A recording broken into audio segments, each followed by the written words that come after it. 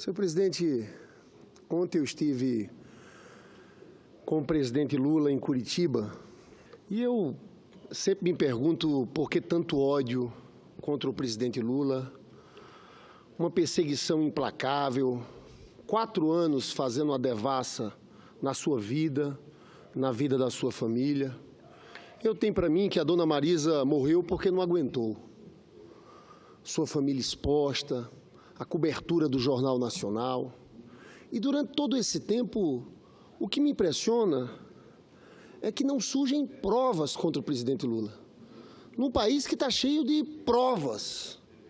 Os 51 milhões do Gedel, a mala do Rodrigo Rocha Loures, que era assessor do Temer, monitorada pela Polícia Federal, o dinheiro do Aécio, que o primo pegou também uma mala de R$500 mil. Mas cadê as provas contra o presidente Lula? A última denúncia, isso se viu hoje aqui para vários pronunciamentos, pronunciamento do senador Humberto Costa, e em especial um importante pronunciamento do senador Armando Monteiro, que foi ministro da Indústria e do Comércio, foi presidente da Confederação Nacional das Indústrias, falando sobre a medida provisória 471. Porque o Lula foi denunciado em cima da edição de uma medida provisória que, na verdade, estendia benefícios tributários para a indústria automobilística que se fixasse no Norte, no Nordeste e no Centro-Oeste. Hoje, o senador Armando Monteiro, no discurso, falava 13% dos empregos da indústria automobilística estão nessas regiões por causa dessa medida provisória. 10% das exportações saem desses estados. Beneficiou muitos estados. Mas as pessoas, esses promotores, o Lula, eles denunciam. Mais cedo, eu citei o deputado Paulo Pimenta, porque o delegado desse caso foi prestar um depoimento na Câmara dos Deputados e o deputado Paulo Pimenta fez uma pergunta para ele. Disse o seguinte, o deputado Paulo Pimenta: Vossa Senhoria sabe que a medida provisória número 471 foi uma renovação de benefícios? Sabe quem foi o presidente que editou a medida provisória original? O delegado reconhece, Fernando Henrique Cardoso. A medida provisória quem fez foi Fernando Henrique. O Lula só renovou. Aí, continua o deputado Paulo Pimenta. Vossa Excelência chamou o presidente Fernando Henrique Cardoso para se explicar, como autoridade da época, o porquê de haverem sido editadas e a importância das medidas provisórias? E a resposta foi não. Então, ele não... O que estava para trás do Fernando Henrique nem investigou, porque, na verdade, não tinha o que investigar também no governo Fernando Henrique Cardoso, mas foi só em cima da renovação. O interessante é que essa medida provisória foi aprovada por unanimidade no Senado e na Câmara dos Deputados. Você sabe, senador Requião, eu estou com as notas taquigráficas do dia que essa medida provisória foi aprovada aqui no Senado. Liderança de todos os partidos. César Borges, que era do bloco do PR, fazendo um discurso. Antônio Carlos Júnior, filho de Antônio Carlos Magalhães, fez um discurso dizendo o seguinte: essa medida provisória, na verdade, prorroga incentivos fiscais. Mas é importante lembrar como tudo isso começou. E fala, aí a figura do senador Antônio Carlos Magalhães foi fundamental. Explica como o Antônio Carlos Magalhães tinha lutado na época do governo Fernando Henrique Cardoso sobre isso. Diz ele, é claro que sou favorável. Inclusive, o senador Zé Agripino vai se manifestar em nome dos democratas a aprovação dessa medida provisória. E por aí vai. O senador Arthur Vigílio também, historiano, e estava na votação desse Senado Federal aqui, o deputado Aleluia, do DEM da Bahia, o deputado, hoje prefeito, ACM Neto. Estou falando, Arthur Vigílio faz discurso, todos. E agora, eles vêm com mais essa denúncia.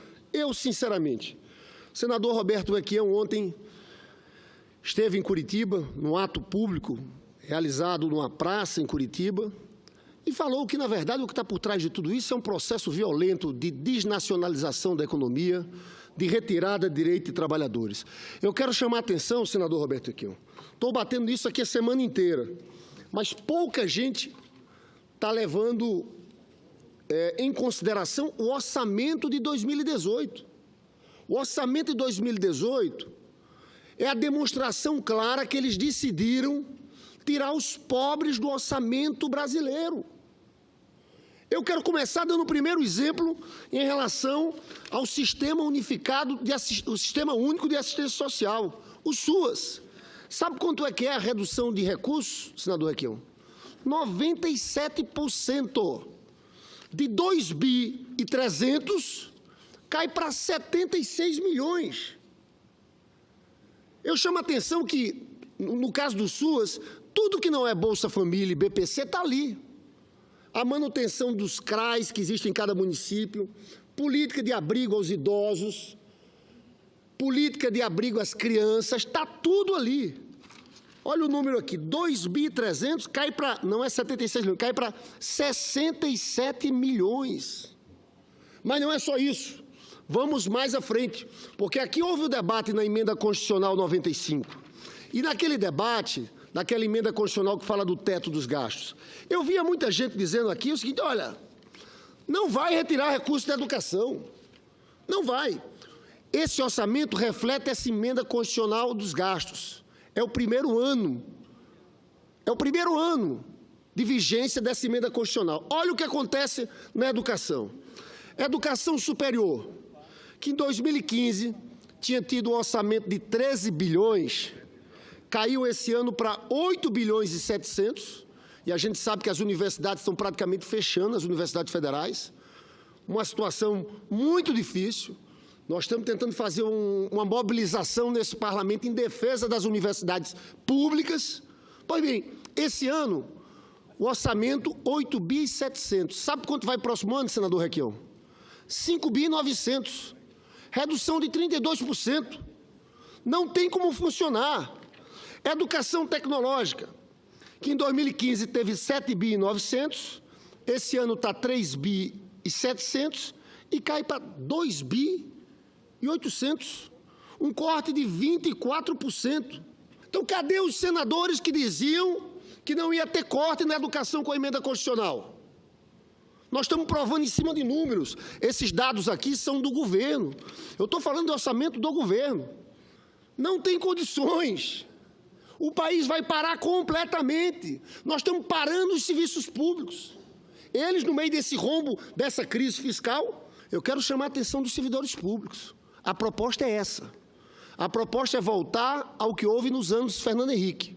Fernando Henrique Cardoso foram 8 anos de aumento zero para os servidores públicos. Aumento zero. Então, vai ser isso que vai acontecer. Senador Requião, senador Assi, eu encerro a minha participação aqui dizendo da minha preocupação com o Brasil. E a gente está vendo agora toda essa destruição que está acontecendo, né? A preocupação é grande, em especial com esses números do orçamento que eu trago aqui aos senhores. Se a gente não reverte isso, a situação fica muito complicada. Eu espero que a gente impeça que esse desastre de retirada de direitos da educação, da saúde no orçamento de 2018 prevaleça. Muito obrigado.